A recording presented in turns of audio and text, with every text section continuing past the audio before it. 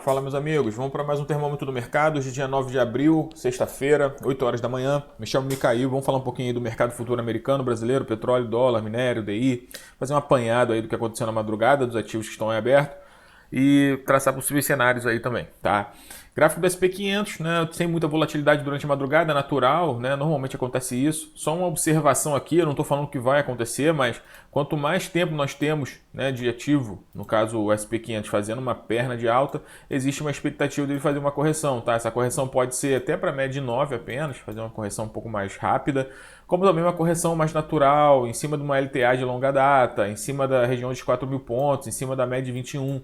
Então esse ponto aqui para mim, tá? Nesse ponto aqui fica cada vez mais interessante de uma correção, tá? Vai subindo aos poucos, mas vai ser uma região aí que pode ser testada futuramente, tá bom? Então qualquer desequilíbrio, problema, né, qualquer tipo de colocar lucro no bolso pode fazer com que o ativo faça essa correção aí 2% hoje em dia, né? Não foi muito depois dessa perna de alta muito forte, né? Subindo desde os 3.850 sem fazer fundos aí propriamente dito, tá? Gráfico de uma hora, bem tranquilo ainda, acima da média de 21, trabalhando, congestionando, triangulando em topo, assim como tem feito nos últimos dias, ó. Você vê que não tem diferença nenhuma, então a tendência ainda é de alta, bem tranquilo aí do SP500, tá? Por enquanto estamos no 0 a 0 aí no gráfico futuro.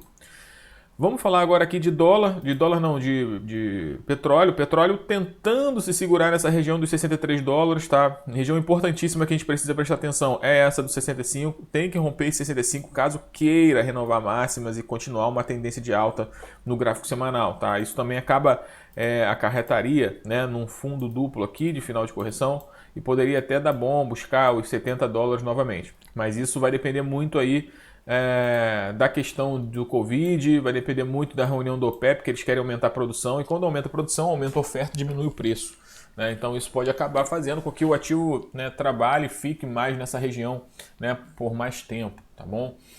Mas está caracterizando o fundo duplo, pode ocorrer sim esse rompimento dessa região de 65, né? No gráfico de uma hora a gente consegue visualizar a congestão que ele está, junto com a média de 200, média de 200 aqui também, fazendo uma força vendedora muito forte, né? Então não consegue romper essa região com propriedade. O dia que romper os 65 vai acabar rompendo a média de 200 também e vai trabalhar num campo mais aberto e muito mais fácil de bater os 68, 70 dólares, tá bom? Vamos aguardar esse momento aí, acompanhar. Quem gosta de operar óleo e gás, né? Ativos aí relacionados ao óleo e gás, tem que olhar sempre o petróleo, tá bom? Minério caiu aí levemente, 0,4%, trabalhando em 979 yuans, então por enquanto está tranquilo também o minério, tá trabalhando em sua estabilidade aí. Tá? O minério bem alto em relação a o que a Vale precisa minimamente para ter um excelente lucro, então por enquanto está tranquilo.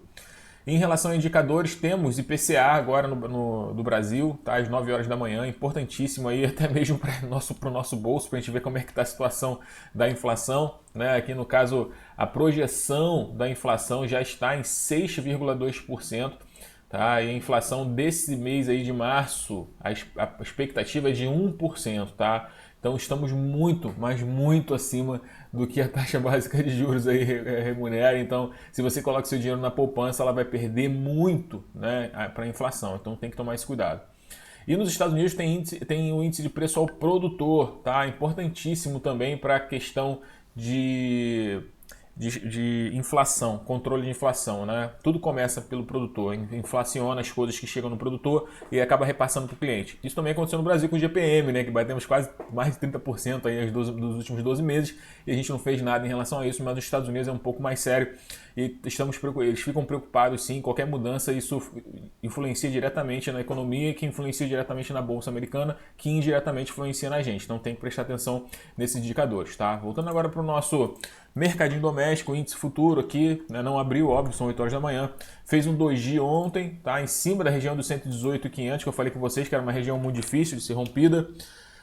Precisa romper, né? Agora sim, testou e agora precisa romper, tá? Tem momento, então se quiser romper, fazer uma movimentação mais saudável, tem que romper essa região e fechar pelo menos acima aí dessa regiãozinha, alguma coisa desse tipo, confirmando, rompendo a máxima do dia de ontem, tá? Isso faria com que o ativo ganhasse um pouco mais de força aí para os dias seguintes, tá? Precisa fazer um candle com força compradora, rompendo a máxima do dia anterior e fechando acima da máxima do dia anterior para confirmar essa intenção, tá? Enquanto ficar abaixo em fechamento, ficar abaixo desses 118.500, 118.600, não vale muito a pena aí a gente comemorar, tá bom? Gráfico de 1 hora, vamos colocar aqui o gráficozinho de 1 hora.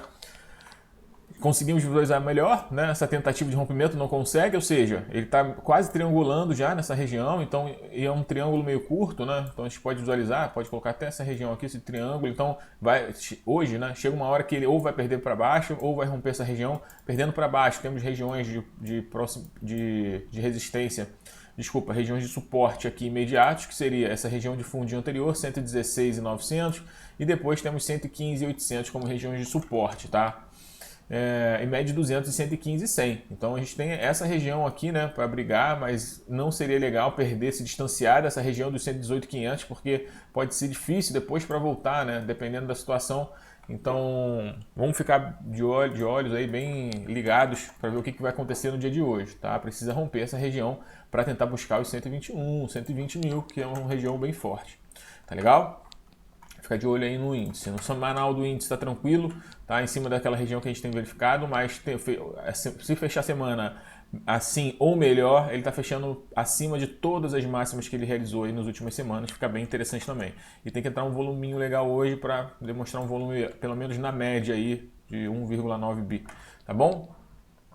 Vamos agora para o dólar, dólarzinho aí no gráfico diário, né? Fazendo aquele movimento que eu comentei com vocês, tentando buscar os 5.500 pontos, 5.500 pontos exatamente, né? Nessa faixa aqui desse colchão do Mica, tá? Por enquanto não teve muita novidade, trabalhando, perdendo fundos, rompendo mínimas e continua fazendo essa movimentação, né? Rompeu a mínima, mas com fraqueza aqui, né? Não rompeu, mas não se distanciou. Quando veio perder a mínima, ele não se distanciou e começou a ganhar um pouco mais de força. Temos dois cenários agora, esse cenário de força, romper a LTB de curto prazo, e aí ele ganha média de 200 e vem buscar pode buscar 5.700, ou se ele perder a mínima, ele vem buscar aqui 5.510, 5.500, que é uma região bem esperada aqui no dólar, tá? Então, se tem essas duas possibilidades, a gente precisa acompanhar também para ver qual é a questão do qual movimento que o dólar vai fazer, porque acaba, né, influenciando em várias ações aí indiretamente na bolsa, tá?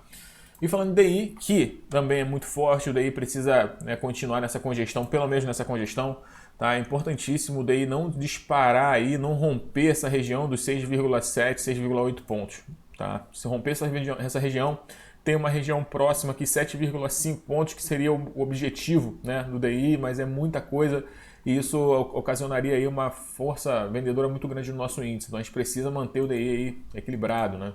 Então o DI também tem uma possível figura de reversão, mas eu acho um pouco difícil, né? Pelo fato da forma que as coisas estão acontecendo. Eu acho difícil ele perder essa região, ativar um fundo duplo, voltar aqui para a região dos 6 pontos. Eu acho muito difícil, tá? O melhor dos mundos seria meio que congestionar nessa região, mesmo porque a gente está sendo pressionado aí, né, por inflação, enfim, né? Muita coisa acontecendo que a gente vai ter que usar dessas ferramentas aí. E uma delas é a taxa de juros, aumentar a taxa de juros, que acaba aumentando o nosso DI, tá bom? Pessoal, mais um videozinho aí, né, de abertura. Espero que vocês tenham gostado, espero que tenha ajudado vocês um pouquinho. E a gente vai se falando aí, né? Vou tentar voltar a postar alguma coisa durante o dia. E no finalzinho do dia, ter fechamento do mercado ao vivo com vocês, 5h30 da tarde. Tá bom? Um abraço para vocês, vamos junto. Mostrei de sexta-feira, cuidado, tá? Não vai estragar toda a semana por causa de uma operação, por causa de um dia. E é isso, meus amigos. Um abraço, vamos junto.